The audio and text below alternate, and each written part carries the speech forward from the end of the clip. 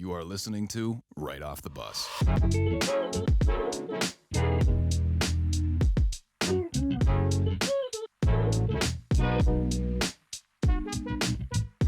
Hello, everyone, and welcome to episode number 31 of Right Off the Bus. Pat, I say it so often, I can't believe we're already at 31, but man, it's July 28th. I'm Chandler Hutchison. That's my wonderful co-host, Pat Mahoney, and we're ready to get into everything this week. You know, the NBA Finals wrapped up. We got the Olympics going. The Red Sox are surging.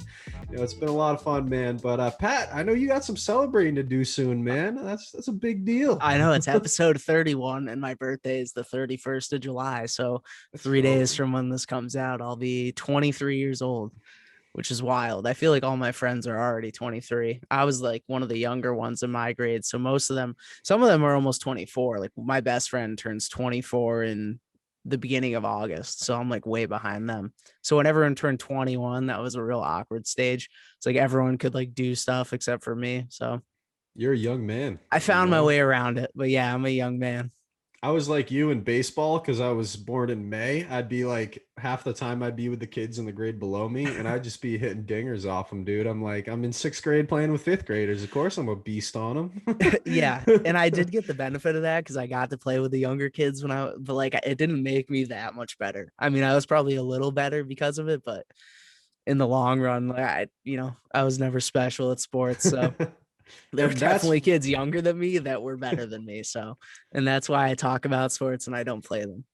I was going to say, Pat, and I was like, and that's how you and I found ourselves here, right? That's how I wound up here as an English major.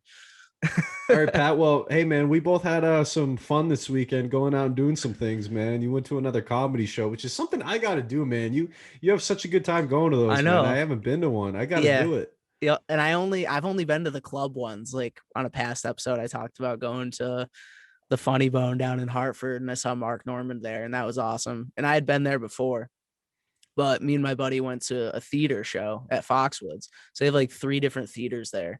And this one we went and saw Tim Dillon there. I don't know if people know who he is. He's been kind of blowing up over the course of COVID, but it was cool sitting in a theater. Like and then we were walking in too, and I was like, well, we're like somewhere in the middle somewhere. But we kept going and going and getting closer, like getting brought to our seats. And like we kept getting closer to the stage. And I was like, how close are we? And we were like dead center, like 12 rows back. And like you looked back and people went all the way back. And then above us, there was like the balcony seats too. So there was a ton of people there and we had like really good seats. So it was a good time. Yeah. Tim Dillon was hilarious. He killed it. He definitely killed it. I mean, I listened to him on the Joe Rogan pod like 3 weeks ago. You know what I mean? This dude has, like you said, he's blown up over COVID, man. He's a funny dude, man. I know he's a wild guy. Like if you ever listen to his Airbnb story, he's banned from Airbnb, things like that. He does get political a good amount of the time, but he's funny about it. But in the stand-up show, it was more like, you separate that from like podcast talk. So he's wicked funny on podcasts, but the stand-up's obviously a little different, and the stand-up was hilarious. Without a doubt, man. And, not quite as funny, but I had a good time this weekend, too. Went to my first Revs game in like 2 years. Yeah, that's right. Pat. I know you said that, and I was like, I kind of brushed by it, but then I thought about it. I was like, wait, that's sick. I was like, I want to go to one still. Dude, I'm in. I got a bunch of people going. August 18th, Wednesday. We got a 10 ticket thing. We got 8 going, Pat. So if you're free on a Wednesday night, you're more than welcome. But 10 tickets, 8 going. Yeah, man, because it's cheaper just to get the group one. So that's true. Yeah, that's a hike out to Gillette though. So I may Sean not make and Carter it on Wednesday. going, man. Yeah. Sean and Carter will be there. Hey, they're a lot closer. They're from your town. It's true, but man, a lot of fun. Over 17,000 in attendance, which is like fantastic attendance for the Revs, dude. And I got to tell you, man, Gillette was rocking, and it was so much fun to see that for a Revs game. Like 17,000 obviously doesn't fill out the 64,000 seats or whatever, but yeah, man, it was rocking. It was so much fun. We had 2 goals disallowed, but Gustavo Bo ripped an absolute rocket from outside the box, hit the bar, hit the ground, went back up, and he had a brace. It was a wonderful game, and I didn't know this. I thought I was a good Revs fan, but I didn't know this, Pat. Apparently with, I want to say Impact Montreal, or the Montreal Impact, they're no longer that. They're Club de Foot Montreal CF. But apparently this is called the Maple Syrup Derby. Because New England and Montreal? Yeah, because I guess New England and Montreal have like the best syrup because obviously we group like Yeah, New Hampshire, that's a Vermont, Maine fact. in. So apparently, like I was sitting by the supporter section and they were chanting like our maple syrup is better than yours. Like, and I was like, what is going on? And I guess it's the maple syrup derby, man. I was really Yeah, taken back by that. that does make a lot of sense.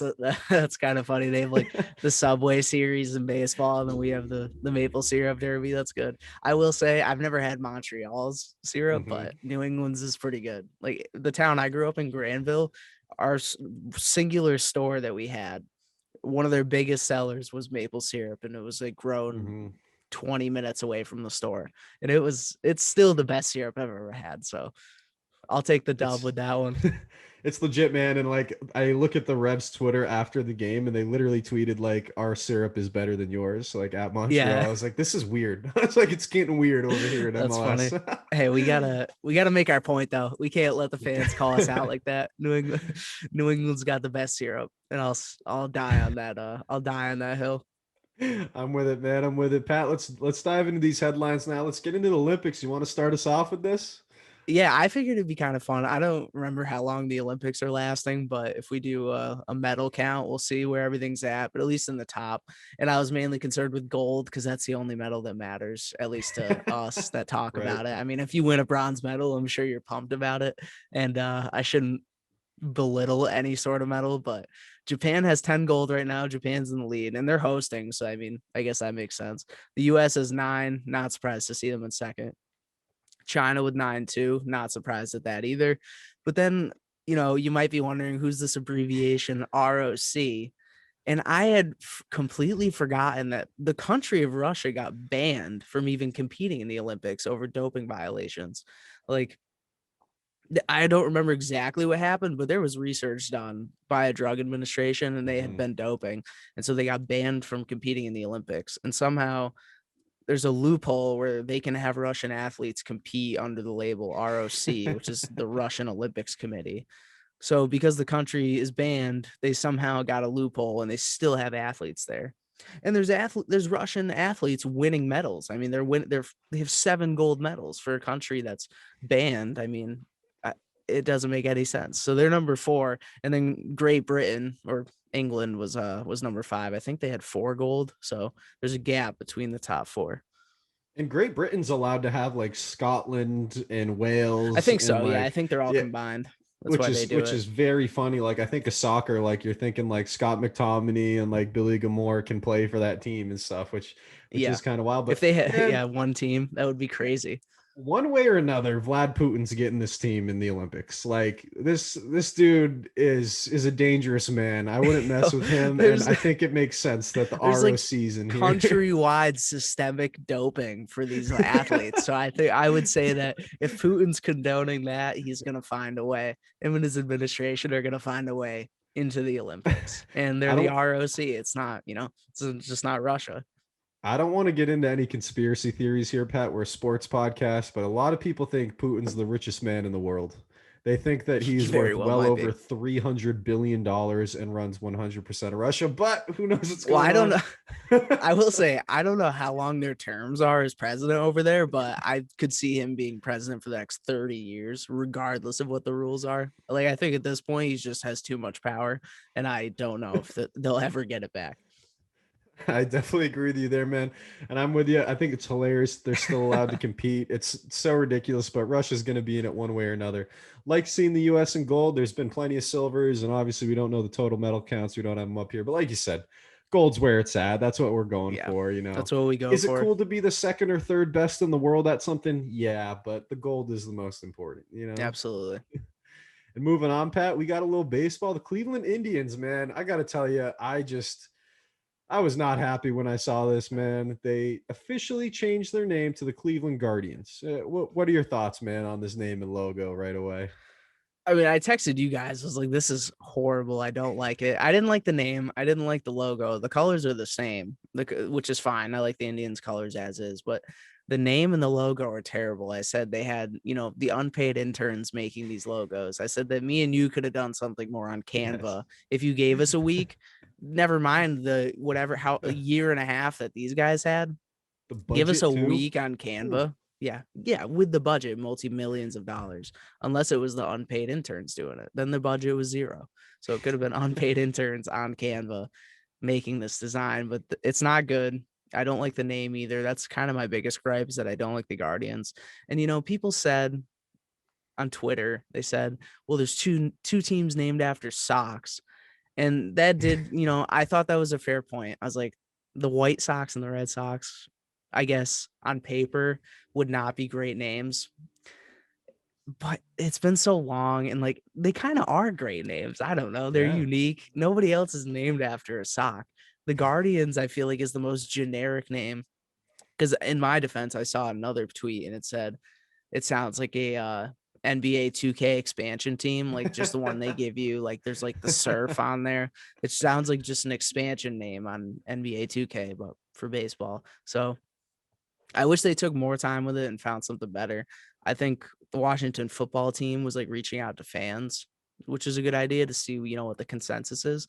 But the Indians did not do that, apparently. Maybe they didn't. I don't know about it, but they went with the Guardians, and I don't know. I would love to gauge the reaction from Cleveland as a fan base. I absolutely agree, man. And when I saw this and you sent it, I was like, my first thought was, okay, if I'm on this team, this is so easy. I put out a call and say, Cleveland artists, Ohio artists, we are crowdsourcing. Give us all your designs. We'll pay you handsomely if we pick you, and we'll vote on it. And I was like, you'd have thousands of artists submitting things within a week, and then just this happens. Like you said, the Washington football team. I'm not as mad at them anymore for taking 2 years in this process, but you have millions of dollars to spend on a rebrand. They probably have a whole division. They probably have a team of 10 people working on this, and this is what you come up with? G's wrapping around a baseball? Yeah. Like, what? Yep. It looks so bad. And like you said, Guardians is such a generic term.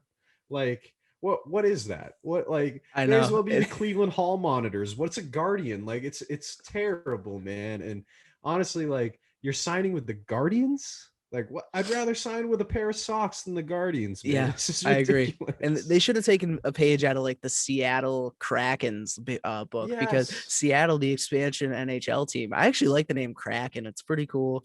It's unique. It's not generic at all. Like I wouldn't expect a team to come up with that. So I don't know. They needed to get more creative with it. Definitely. And does Guardians have anything to do with Cleveland? Definitely Nothing. not. At least the Pelicans named their team after the Louisiana State bird. This has nothing to do with Ohio or Cleveland. Yeah. Like, They could have found something to do with Ohio or Cleveland. anything.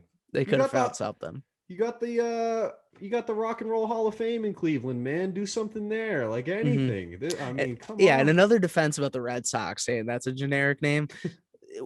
They named that in what, the 1800s? So yeah, I mean, what was the creativity in the 1800s? Like we're talking 2021, and they couldn't come up with anything better than Guardians. Red Sox was probably a dope name back in, like Kraken. It was probably a good name back in the day. But now, like 200 years later, it's I know 150 years ago, they literally looked at the team socks and were like, all right, Red Sox. Yeah. That's better than what this team threw did. an X on it, and they were like, this is crazy. Whoa. You're not wrong, man. You're not wrong. And got some sad news to get into, Pat, if you want. I know. Yeah, I feel bad. I feel bad. I feel bad. I'm in a laughing mood, but I guess I got to reel it in. But the Jets assistant coach, Greg Knapp, he died when he was struck by a car while cycling. So reportedly a teenager who hit him was texting and driving. And I immediately, like, my first thought was like, I'll be the first to admit I totaled one of my cars just rear-ending someone. They were stopped and I hit them going probably like 20. But I was on my phone. I wasn't texting, but I was changing the music, which is still, no better in the end because I ended up hitting someone. And that was another car, luckily, and their car was fine. They had a truck, like they barely had a dent, but my car just folded in. I think the way the Jeep was designed, the airbag went off and it was totaled. But and I have a ton of cyclists where I live. So since then, that was back in high school. I mean, it's been, we're 6 years removed from that. But in this case, that's why I don't do it anymore. After that, I don't do it anymore. And there's so many cyclists where I live, and cyclists do find themselves in the road. I can't remember exactly how this went down from the article, but yeah, I mean, the teen was texting and driving and hit him, and Yeah, Greg Knapp. I mean, rest in peace. Yeah, he passed. It was a bad accident. Yeah, man, rest in peace. Prayers up to his family. And you see those corny commercials with someone flying through a windshield being like, "Don't text and drive." But that's a family's experience, and that's what happens. And my Yeah. girlfriend used to get pissed at me. I would be like, "Hey, please don't text me while you're driving," because I would know that she's driving.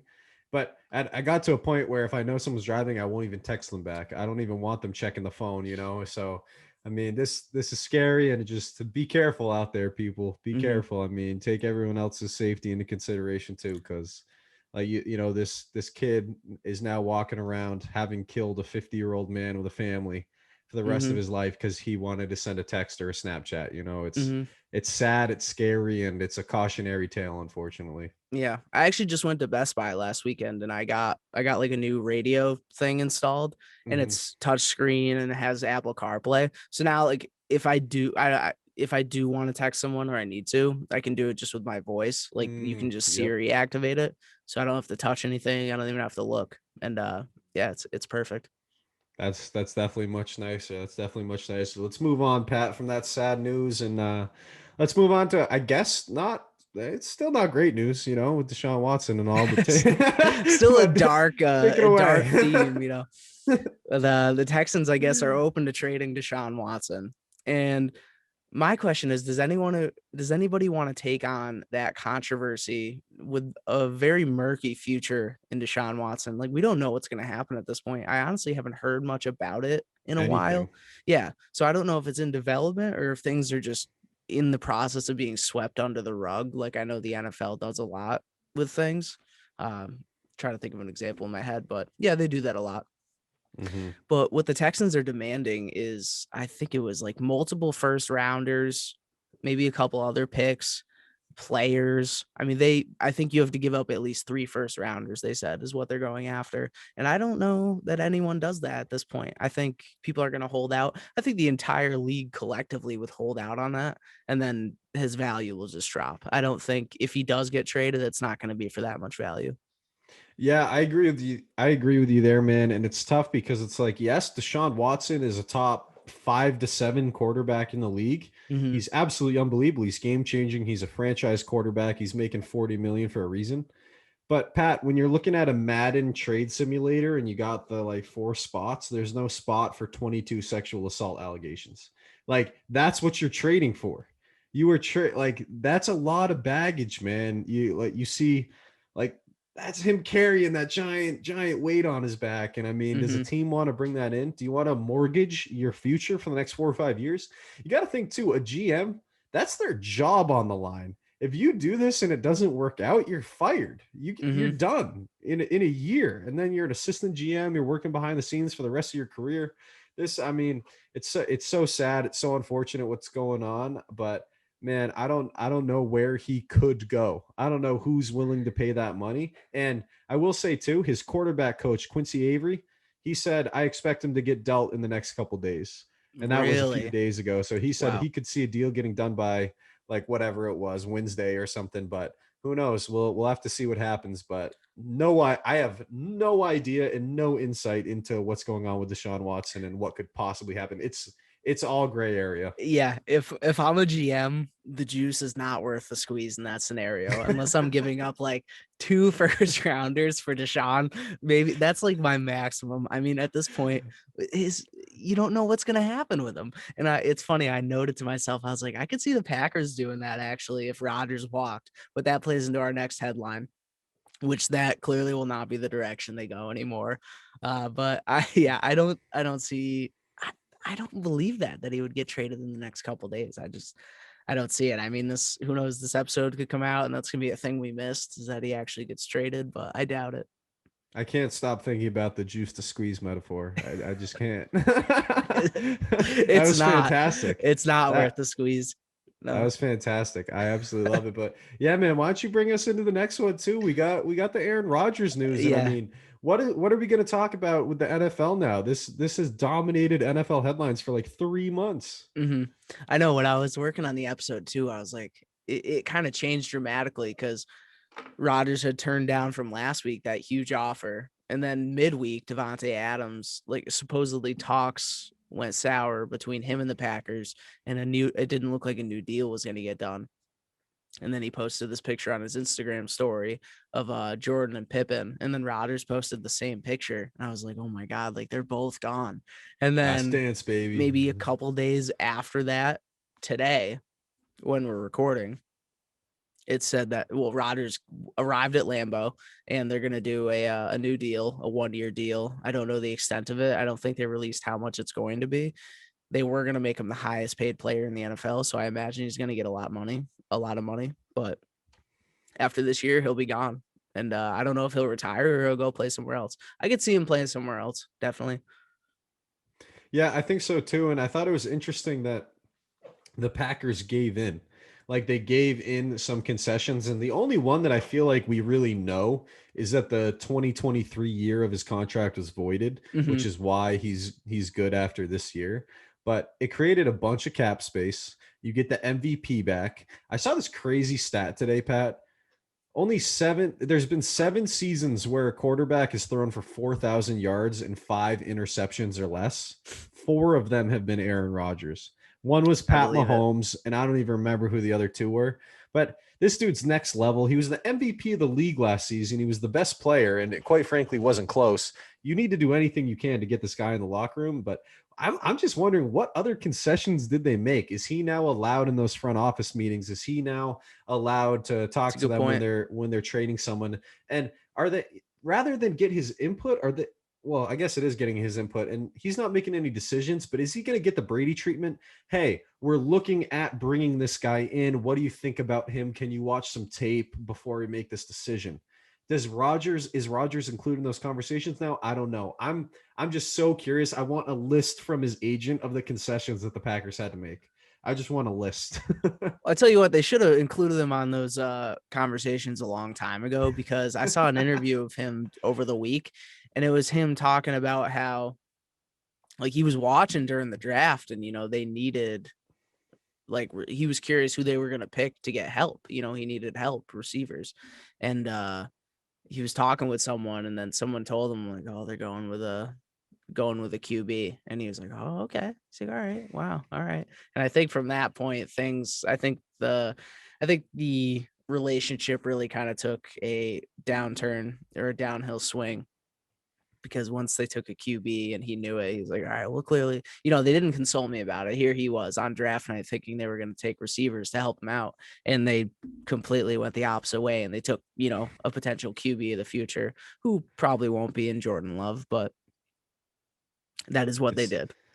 It's looking like time to trade Jordan Love. And I will say one last thing on this, man. Aaron Rodgers shows up to Lambeau with a shirt from The Office. I saw that. It's like the NBA Jam stats, like that side to great. side. It's Kevin Malone and Chili. Yeah, that was that great. That is one of the greatest show soft openings of all time. Kevin just throwing it everywhere. And he shows up. That's the shirt he shows up in after months of these horrible contract talks and like a terrible situation with this team. And then I love that he shows up in that shirt. Has like the samurai man bun, just chilling vibe. Yeah, he looks so casual. Like he was just leaving Hawaii. He just got off the plane from Hawaii, probably. Good vibes, man. Good vibes. Now, the next one, Pat, Oklahoma and Texas are planning on leaving the Big 12, and they're joining the SEC. They basically already told them we're not renewing TV rights, this, that, and the other thing. This to me, Pat, this is the age of super conferences. This is what's going to happen. When the Big 10 is going to absorb some teams that, aren't in there. The ACC is going to absorb some teams that aren't in there. And we're just going to have some major super conferences. Same with the Pac-12. They're going to absorb some teams, because now what does the Big 12 do without their 2 biggest, most profitable programs? Yeah. I mean, I agree. One, I'm not mad at it because it's college football. I'm not mad at super conferences. I don't like super teams in a pro sport where there's 30 teams. Super conferences, there's like 12, 14 teams in here. I'm not mad about it. I want to see the best people playing against each other. And this makes the conference better, but it also makes the top of it a little worse. Now Alabama has harder games. Now LSU has harder games. Now Oklahoma has harder games. That's what I'm here for. And that's what a casual college football fan like myself is about. So I'm not mad at it at all. Yeah, all their strength of schedules are going to get way harder now. I mean, but the SEC is going to be absolutely stacked. I had to write down the teams. It was like, in addition to Alabama, LSU, Florida, Texas A&M, Arkansas, Georgia, Auburn, all these teams, South Carolina, you're going to add Texas and Oklahoma. I mean, we talk about power conferences. That's going to be like the power conference out of all of them. And with the power conferences, yeah, I'm not mad at it about college football. I think part of what I love about college basketball is when you get to the tournament and you have all these random teams that win their conference tournament, like the Atlantic Sun and all these other random conferences. You get a team you never heard of that makes it, and it's cool. I love to see the underdog win. You see like Florida Gulf Coast coming as a 15 seed. Yeah. In football, that doesn't really happen as it is. Basketball, it can, but so again, it's okay for football because it's just going to make it more difficult for these teams. And we'll probably still see Alabama in the top 4. We'll probably still see LSU in the top 10. It's not going to change that much for the top teams, but it's going to be more competitive. Like that's going to be an exciting conference to watch. Yeah. And if this becomes the new normal, then the college football playoff 1000% needs to expand, because if you have 2 SEC teams in there, and then everyone else in a top 4, it's going to be really hard. There needs to be more opportunity, but we'll have to wait and see what happens, man, because this is the first domino in what could be a very, very interesting, part of college football history. And I'm excited to see what happens. Yeah. A lot of changes in the NCAA. I like it. It's been, the same for a long time. Now we got players getting paid. We got super conferences. So it's a lot changing. About time, man. I'm all about it. Now, Pat, we got 2 more headlines before we get into it. This one, it's funny, but it's so sad, man. So Wayne Rooney signs as a player with Derby County in the championship. And the deal is that he becomes a manager the next year. So this is his second year being a manager. Reportedly injures midfielder Jason Knight with a training ground tackle.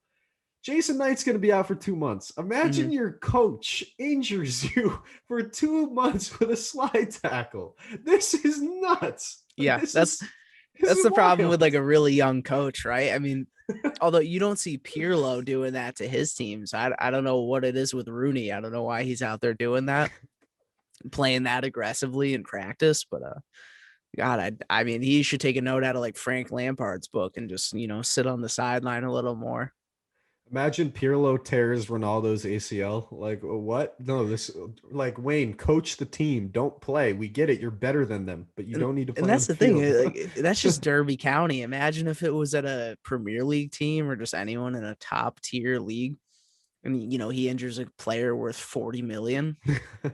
That's a way bigger headline than it is now. I guarantee that. Without a doubt there, man. And Pat, this last one, got to give the little CONCACAF Gold Cup update. The U.S. beats Jamaica 1-0 in the 82nd minute. Shout out Matthew Hoppe. Great goal. Now they advance to the semis against Qatar.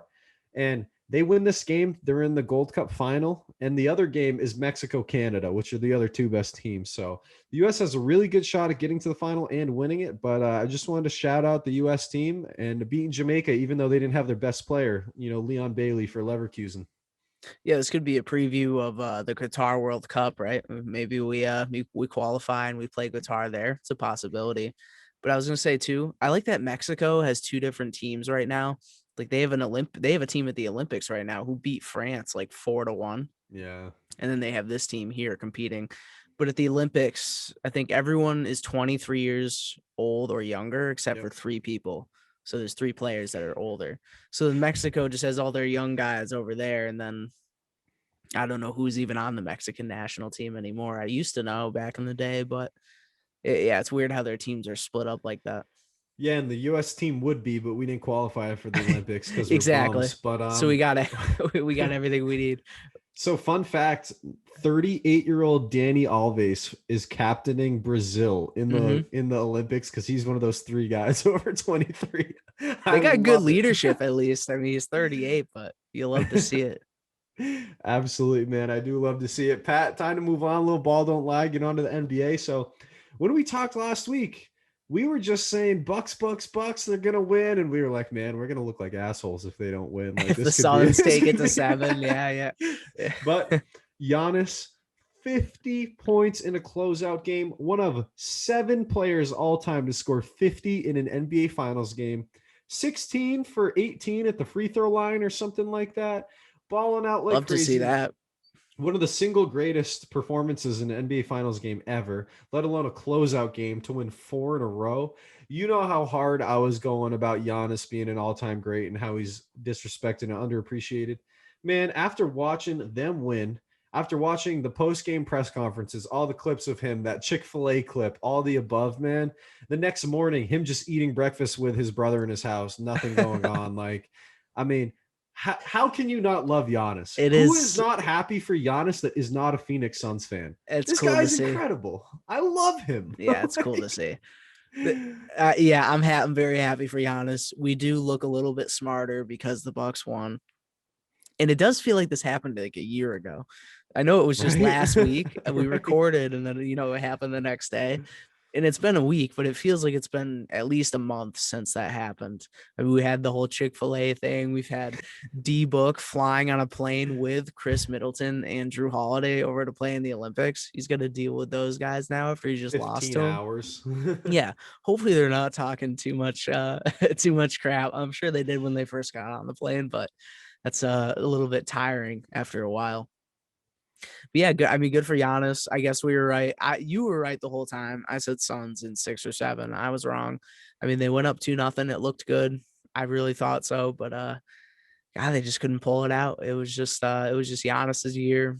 All the injuries aside, Bucks made it out. They beat the Nets. The Nets were hindered, but it was a great series win against. They still had KD. Harden was still kind of playing. Yeah, good for the Bucks. Yeah, and man, Kevin Durant's toe changes NBA history because they probably win the finals if he hits that 3 instead of a 2. But man, you can't go back and look at all those things. Injuries happen, weird calls happen. That's how sports are played. Mm-hmm. Giannis and this Bucks team, man, first championship since 1971. Kareem Abdul-Jabbar and Oscar Robertson won that championship. This is historic. This is incredible. Giannis is, in my opinion, the 6th best power forward of all time right now. And he's 26. This guy, the sky is the limit. I cannot wait to see what he does next year. And they're the reigning champs. Say what you want about injuries, this, that, the other thing. The NBA world goes through them now. And it's theirs to lose. Yep. Yeah, it's theirs to lose, man.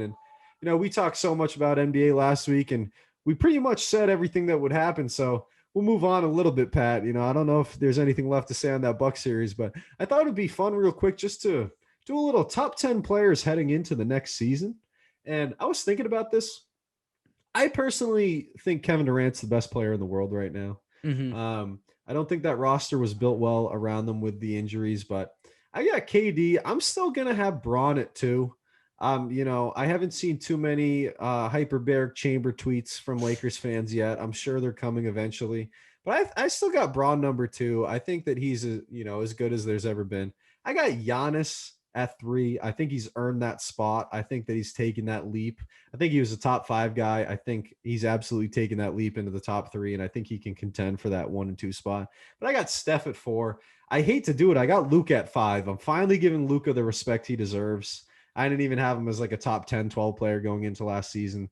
Luka's at 5 for me. Then I got Kawhi, Jokic, Dame, AD, and I got Tatum rounding out the top 10. Say what you want. I understand Harden. I understand Embiid. I understand Paul George. I understand Kyrie, West, CP, Book.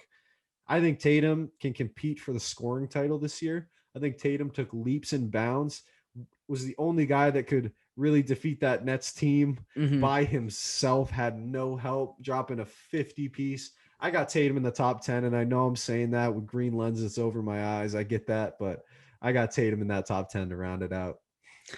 And I got to say, I didn't even write mine down because I really do agree with you almost in order. I think the one place I don't is that just with everything that happened this year, I just don't see AD in my top 10 personally. And, a year ago, 2 years ago, 3 years ago, I mean, I've been a big AD fan, and I really thought he would be that piece. Like when he went to the Lakers, I thought, I mean, this is a title team. Absolutely. And he was injured, but at the same time, he just, I don't know. It didn't seem like he had that killer personality. Right. It seemed like Embiid did. I mean, Embiid carried that Sixers team. He was an Mhm. MVP candidate. I think he deserves to be in the top 10. Definitely has his name mentioned. I think way more than AD or Tatum would. So I mean, either one of those two would have to get subbed out for Embiid, I would say. That's absolutely fair. I get that, As man. much as I don't want to vouch for a Sixers player or anyone in the Sixers fan base, I will vouch for Embiid, where I will give credit where credit's due. Embiid couldn't beat Trae Young. That's all I'm saying. That's all I'm saying. But Yeah, and Trae Tatum, Young's close. I gotta say, Trae Young's close to that top 10. he is. He is without a doubt, man. But yeah, I mean, looking at that top five, I don't really see an argument for anyone else in that top five. No matter what order, I think it's KD, Braun, Giannis, Steph, Luka. And you know me, Pat, I have not been the Luka fan that you have been. Well, But I have to give him his flowers, especially with what's going on in the Olympics. I'm dropping like 48 the other night. I mean, Luka is the face of the NBA outside of Giannis and Braun now. I mean, it is unbelievable. I think we got to bump up Jokic too. I mean, did the guy not just win MVP? He did. I mean, He definitely did. So we got. I mean, we can't have the MVP ranked what, 7th? We can't have that. Come on, he's above. I gotta put him above Kawhi. just for health reasons alone. Yeah, Kawhi didn't show. Yeah, he carried the Raptors, whatever. You know, he went to the Clippers. Clippers didn't win. It was Paul George. I mean, it was Paul George. It was the Paul George show. So PG was out there. Kawhi wasn't. I would say as time stands right now, I move Jokic up above Kawhi. I ain't mad. Luka, Jokic, like it's dicey. I don't know if I move Jokic into my top 5 quite yet, but I think Jokic above Kawhi is where I'll finalize my list.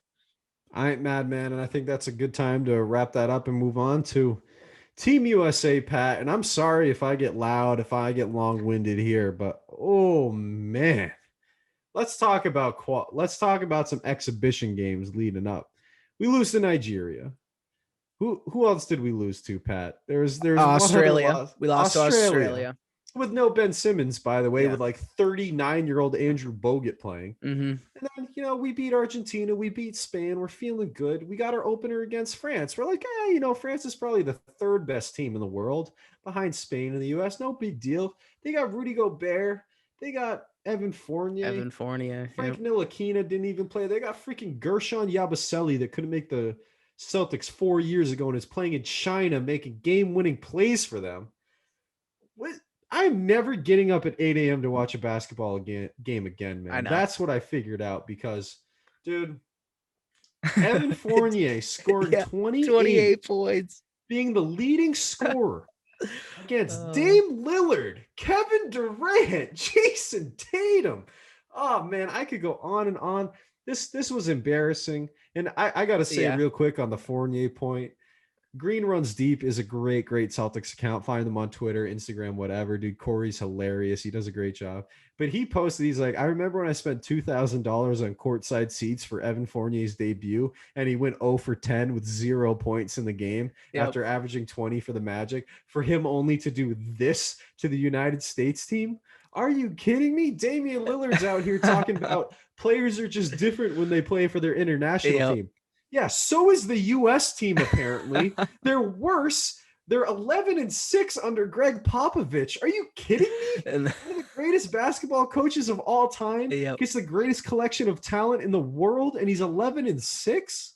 What is going on, man? Oh, dude, I'm sorry. I might have to mute my mic. Oh, man. And that picture of Dame saying that, it was like the picture they used was Fournier shooting a free throw, and Dame had his hands on his hips looking at him like, and it's that caption, players are just different over here. Literally saying Fournier is better overseas than he is in the NBA. So that was hilarious. Klay Thompson all of a sudden? Yeah. Is he all of a sudden a top 5 shooting guard in the NBA? No. Mm-hmm. And then Luka said it's harder to score in Europe than it is in the NBA. Like he's like, it's harder to score here. So what's the excuse? Is it because the NBA guys are so used to just drawing fouls and the refs aren't calling it anymore? I don't know what's happening, but as soon as we lost that first exhibition game, I guess the alarm bells should have gone off. They didn't for me. I was just kind of surprised that we did, but I was like, oh, we'll be fine. We'll win the next exhibition game. We'll be good. And then they lose to Australia in the next exhibition game. And I'm like, we're 0-2 in warmups. That's not good. Then we get a win. Then we go to the Olympics, and I'm feeling good. I'm like, we got to win. We're back on track, right? No, we lose to France in the opening game. And granted, France does have a pretty good roster, but compared to the talent we have, I mean, it just should never be a loss. We have one of the greatest coaches of all time. We have one of the greatest rosters of all time. Even though we don't have our best talent from the NBA over there, we still do. So it's frustrating as a fan. I mean, again, I didn't wake up at 8 a.m. to watch the game, but yeah, it's tough to watch the games, but I track all the stats, and it is just it's aggravating. Man, I got to tell you, apparently there's reports too that the players are frustrated with Pop and his coaching style because he's trying to run the San Antonio offense. He's trying to run the ball movement, move, just, back screen, do all this stuff. But that's not how the NBA works anymore. The Spurs have not been relevant since Kawhi Leonard left years ago. That was 4 seasons ago. They have not been relevant since. He hasn't adapted to the new NBA yet. And I got to tell you, man, you watch Luka put up 40, 10, and 10 and whatever he's doing, and tell me Kevin Durant can't do that. Tell me Dame Lillard can't do that. Tell me D Book and Jason Tatum can't. I could go on. I could list all 13 guys on the team. Well, not JaVale McGee and Keldon Johnson. But, man, there's absolutely no excuse. And I got to tell you, man, I'm arguing with Sean's little brother, Nathaniel, at work. And I say, Nathaniel, I could put together 10, 13-man rosters of American players that should win gold. And he was like, nah, you're mad disrespectful to other teams, blah, blah, blah. I was like, you know what Luka has? He has Zoran and Goran Dragic as his second and third best players. Spain has 35-year-old Marc Gasol and 38-year-old Pau Gasol playing with Ricky Rubio and Rudy Fernandez, who hasn't been in the league in 10 years. I mean, it's embarrassing. I literally wrote down 12 13-man rosters that I had multiple people agree could win the gold. Yeah. That is pathetic. Absolutely. I was looking at the 6th team, and you had Dwight Howard and JaVale McGee as your bigs with Blake Griffin. And dude, the 10th team had freaking Harrison Barnes on it. I was like, these guys can win, and they're not doing it. And our number one can't, And it's like, man, what does it take? You put on here, do they care enough to win gold? I think they do.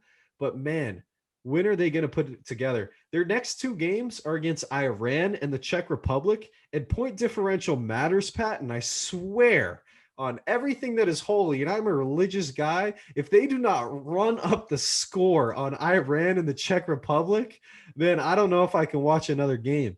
Can you imagine we if truly they don't need get a to medal? Yeah. Can you imagine? Can you imagine if they don't medal? It's possible. I think we'll beat Iran, but it's at the end of the day, it is possible. I don't care about getting fouled more. I don't care that it's harder to score because they're more physical. You don't think Bam Adebayo can get physical with any other 6'10" person in the world? I mean, come on. Draymond Green's afraid to get physical all of a sudden? Let's play, man. Dude, if we don't beat Iran by 50, I mean, come on.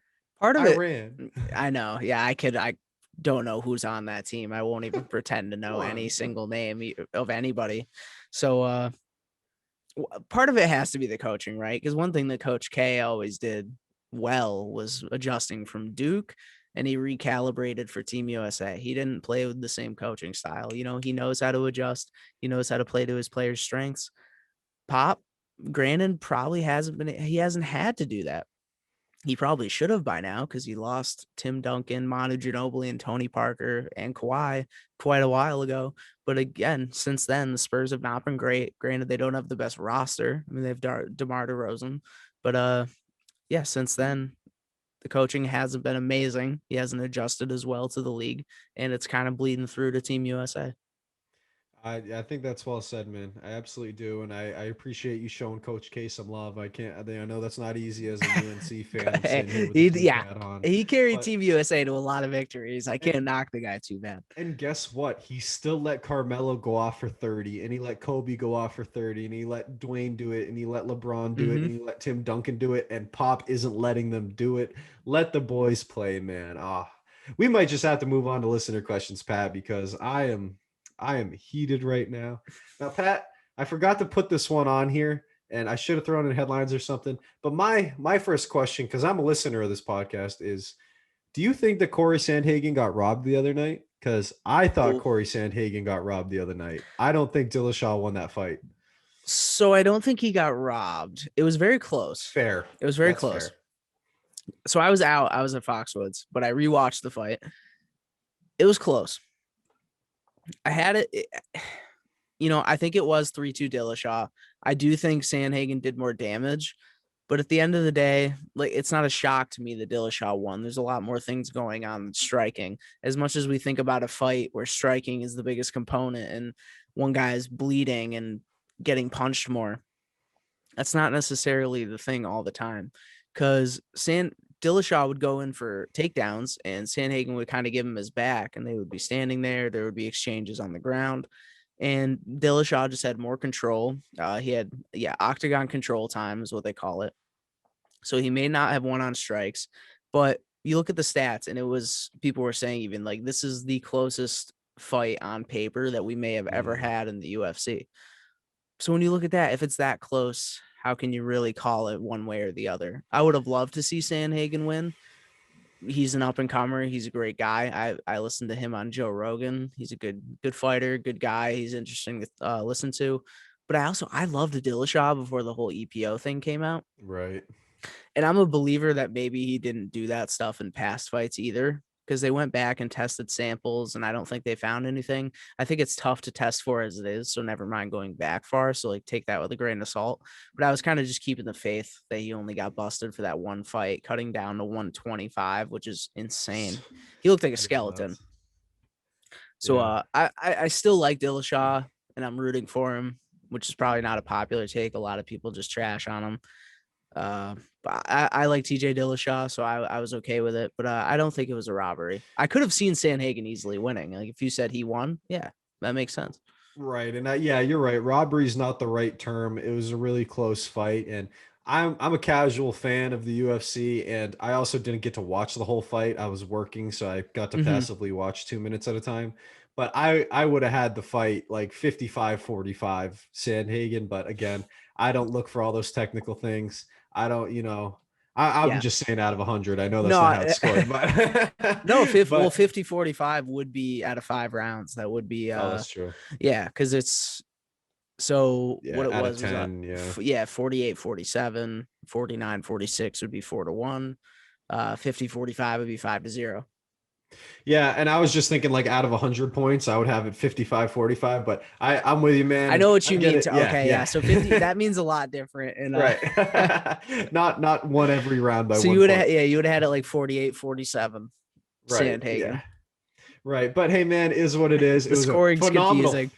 phenomenal fight to watch, though. A lot of fun. And Mm. Pat, it's funny, but I got another question. I saw this on a 49ers fan page, and I just thought of it for you and me. So they asked if you could add any former Niner to this current team that isn't Steve Young, Joe Montana, or Jerry Rice, who would it be? So I'm gonna ask you, Pat, if you could add any Ravens player in history at their like Ravens prime to this team that is not Ray Lewis, Ed Reed, or Terrell Suggs, and maybe you take out Suggs and you put like Marshall Yonda or you put another GOAT, but who would you add to this roster that's not Ray Lewis, Ed Reed, or Terrell Suggs? Yeah, so I'm trying to think. I mean, at that point, I don't know if there's anyone on defense I would add. I would say I think it would have to be Anquan Bolden for me because I'm thinking offense. Like our defense has always been good. It's always no matter what every year. Like even if there's a guy you haven't heard of, he makes himself known, and we just know how to pick defenders. I would say if anything, we would need the offense, especially a year ago. I would have said Anquan Bolden hands down. We do have a little bit better of a receiving core now, but I would Anquan Bolden would be unreal. If we had Anquan Bolden, Sammy Watkins, Marquise Brown, Rashad Bateman. So we have 2 big guys and 2 speedy guys. Mark Andrews in the middle. Then Mark Andrews at tight end. Yeah, that's a complete offense. I'm good with that. We got J.K. Dobbins and Gus Edwards rushing the ball. Perfect. Potentially Todd Gurley. Especially when you think of Anquan Bolden during his Ravens prime, dude. No one was touching him. No one was touching him. And Torrey Smith were beasts. They were absolute beasts. So Pat, for me, it's the Patriots, and I figured the top 3 are probably, I can't add Brady, I can't add Moss, and I can't add Gronk. I figured those are probably the 3 Patriot GOATs, right? So I sat there and I thought, man, and I was like, I don't trust Cam Newton or Mac Jones.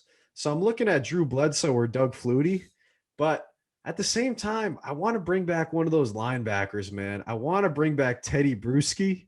I want to bring back Willie McGinnis. Yeah. I want to bring back Mike Vrabel just because that's my boy and I want him back here. But I was also thinking Richard Seymour, but I think I might have to go with Teddy B, man. If you had Bruschi in the middle of this defense, like coaching up Hightower and coaching up the young guys, I think Teddy Bruschi, man, would be a massive culture fit for this team right now. I was thinking you'd go with defense. Yeah, you guys need a little leadership. That would be nice. Yeah. Bruschi would be good. Bruschi would be nice on there, man. All right, let's move on, dude. We got a couple questions from our man Joe Braverman. He submitted a few, and go check out his podcast. Yeah, shout out Joe. Honestly, he's always on it, man. We're gonna have him on soon, Joe. I know you're gonna listen to this and be like, I messaged you about coming on, but we're gonna get you on next couple weeks, guaranteed, promise. But, shout out Joe. Yeah, check out his podcast, Let Me Speak, at Let Me Speak Official on IG. But who won the Packers Rodgers saga? I don't think anyone won. I don't think there was a winner here. I guess Rodgers, but I think this is more of just like kind of a lose-lose. You weren't there for camps. The locker room's got to be disjointed. The front office is clearly not happy with the quarterback and vice versa. Kind of feel like it's a lose-lose for him to end up back there.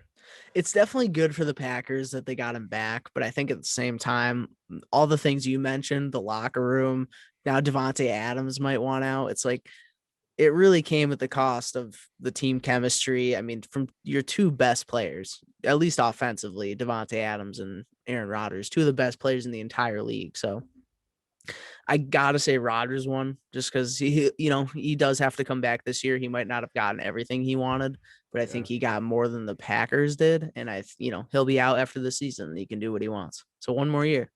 I'm changing my answer. I think Devontae Adams won. Devontae Adams he's going to sign a fat extension and he got his Hall of Fame quarterback back. Yeah, because he got it. Yep. Yeah, it's a good point. I don't know who else is going to be there. He's just going to ball. He's going to stat hog again this year because they have Valdez-Scantling and Lazard, but other than that, I mean, he's just going to be. He's going to be dialing it into Devontae Adams for like 9 catches a game. Top 2 and he's not 2, Pat. That's all I'm saying.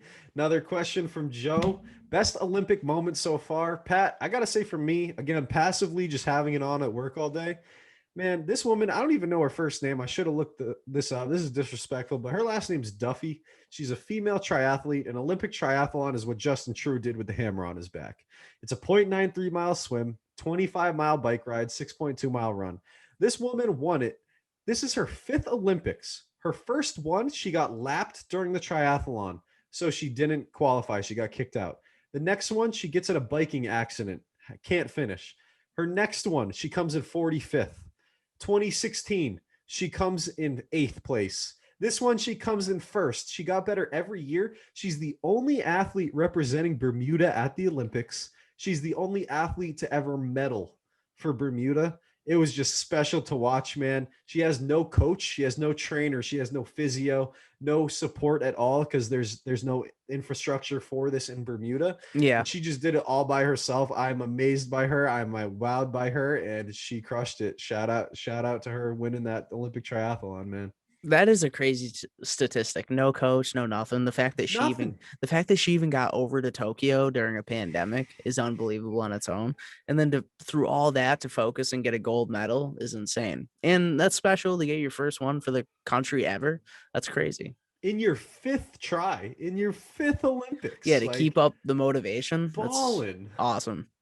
Well, I don't have a specific moment, but I will say, I guess maybe when they were announced, the skateboarding jerseys or uniforms, whatever you might call them, outfits for each country are sick. It's like they shopped Yes. at like a Van store or a PacSun, and they have their flags on them.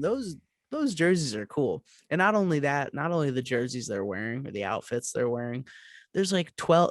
I mean, the talent gets younger and younger. There's 13-year-olds competing at the Olympics, doing 1080s, doing crazy things. So I think that's my moment so far in the Olympics. It's I just love the that. skateboarding outfits and then who's representing the skateboarders. It is very cool, man. And it's that next generation, which is awesome to see. Last question from our man, Joe Braverman. Thoughts on Jaylen Brown for Bradley Beal trade rumors? I'm not into it. I don't like it at all. Jaylen Brown's locked up. Bradley Beal is not. Beal needs the ball as much, if not more, than Tatum. I do not want it. Keep JB at all costs. It's bigger than basketball when it comes to JB. And he's so good for the city. He's so good for the team.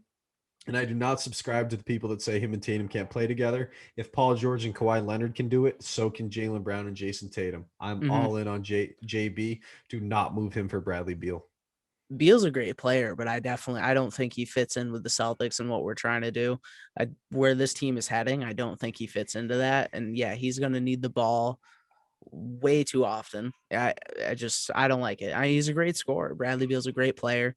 Another team would be lucky to have him, but I just don't see him fitting in, and definitely not to give up Jaylen Brown. Speaking of a guy that needs a new fit, we got a question from Matt Robles. Obviously, a wonderful Liverpool fan. You know, gotta love Matt for that.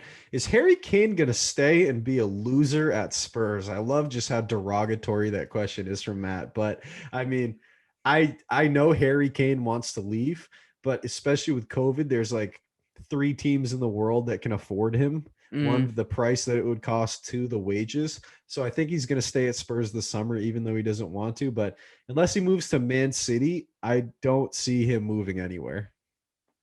Well, that's what we see, right? Like I think I sent you was like City or want to sign Jack Grealish and Harry Kane for a total of like 220 million pounds. I was like, didn't we just get in trouble for like the financial fair play?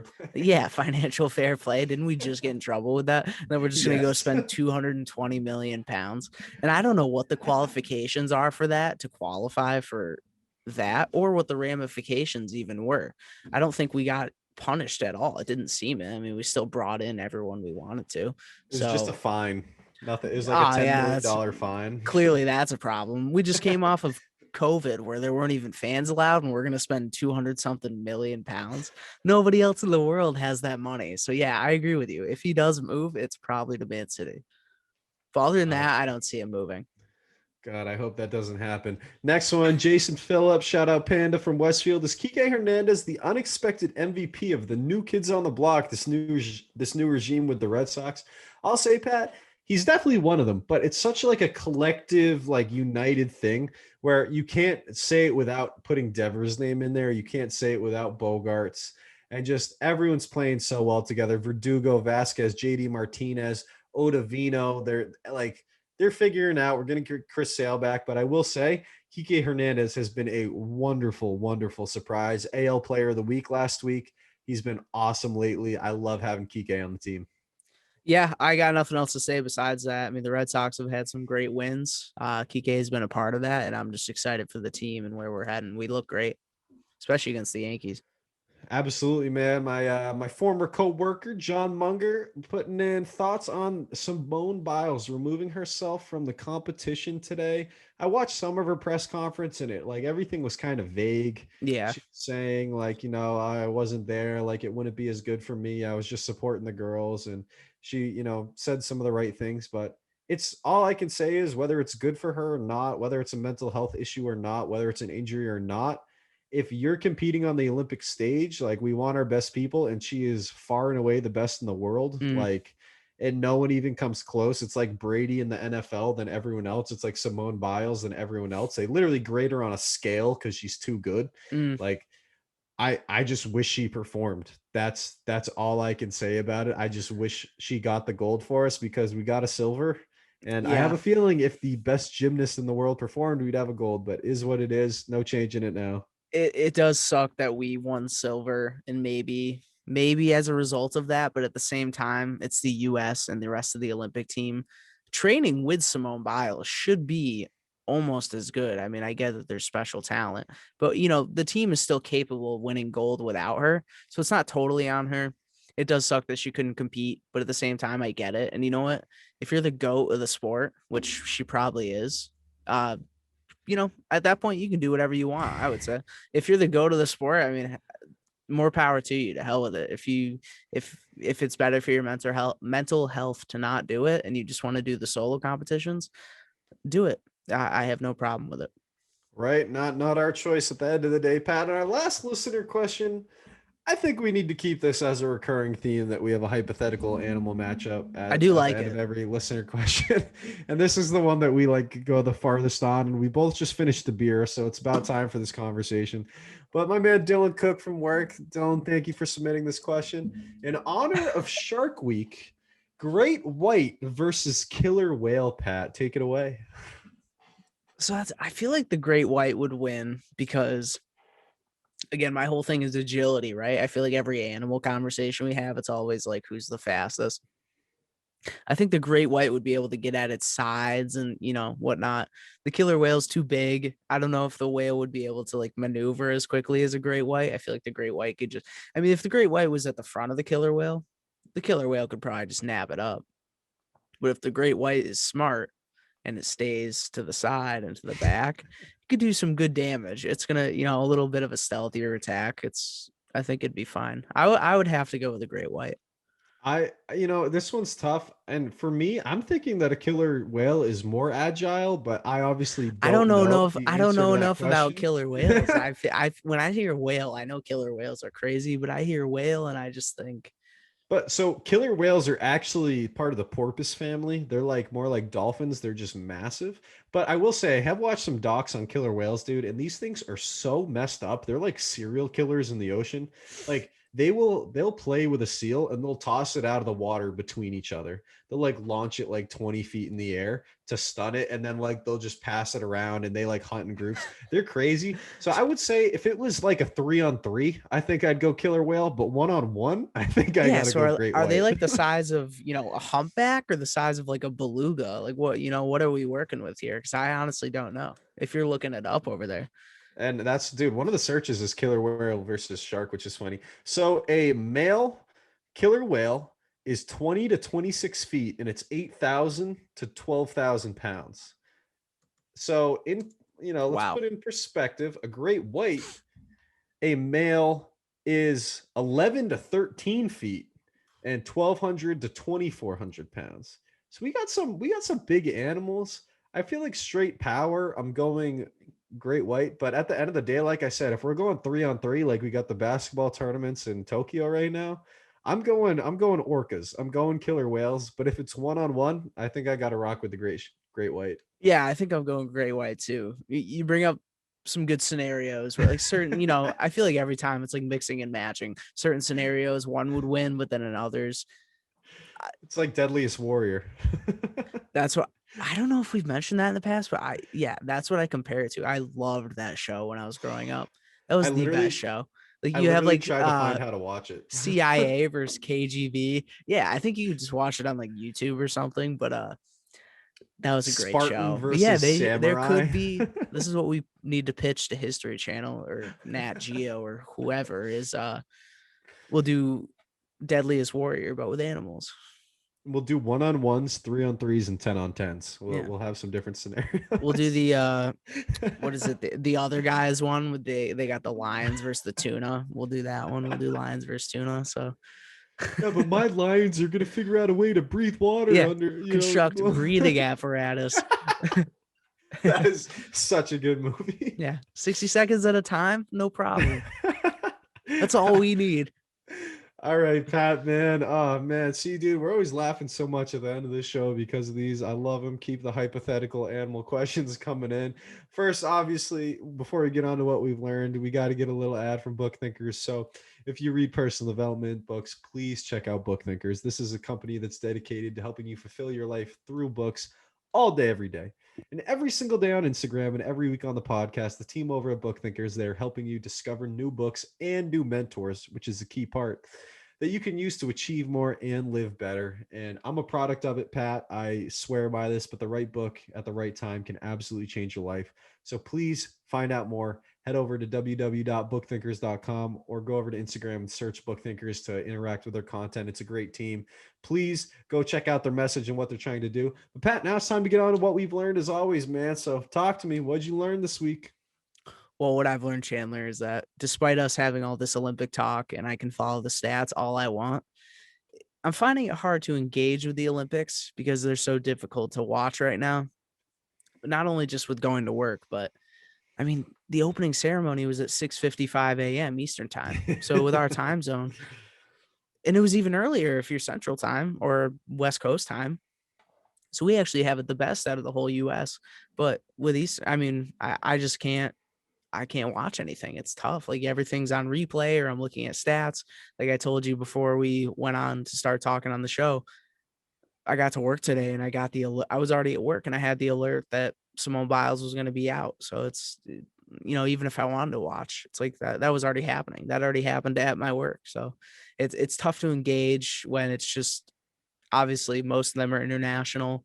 LA will host in 2028, I believe. So that'll be nice because we'll actually be on our time. Yep. But I mean, across the world, it's like a complete, I don't know what the hour differential is. Even England would be better because stuff would be on a little more manageable time, like the Euros, like it was midday, the 3:00 games. So if there were 3:00 Olympics, I might be able to swing it. But 6:55 a.m., 8 a.m. on a weekday, tough. That's tough to catch. I don't blame you at all there. And like I told you, I woke up for an 8 a.m. game on Sunday to watch basketball. That's hard to do. I literally only do that for Liverpool. And it's only Yep. if they're playing a good team. If they're playing Mhm. Fulham, I'm sleeping until the second half. But it's tough to watch for sure. It's tough to engage with it. And yeah, man, Pat, we're getting old, man. We got to work all the time now, and we don't have the time during the summer I anymore. know I It's used to be able to tough. watch the Olympics all day, every day. It was no problem.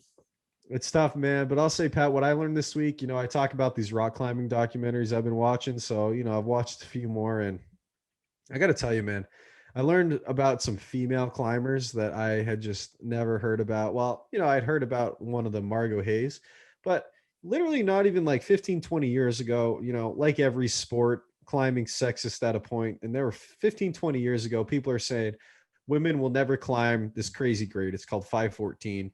Women will never climb it. This woman, Margot Hayes, does two 515 climbs. She's the first woman to ever do 515. She does Wow. two in a couple months. She was 19 years old. 19, and she did the hardest climbing that a female has ever done, which it just blew my mind. It's like it's her up on the wall and a bunch of guys that are world-class elite climbers can't do the moves she's doing. And it was just so badass to watch. She's just this bubbly 19-year-old, absolutely balling up on the wall, which was sick to watch. And I will say too, just one more 15-year-old climber. Her name's Ashima Shirashi. She is maybe the best female climber in the world Wow. now. She climbed 515 like the next year. She was like 16.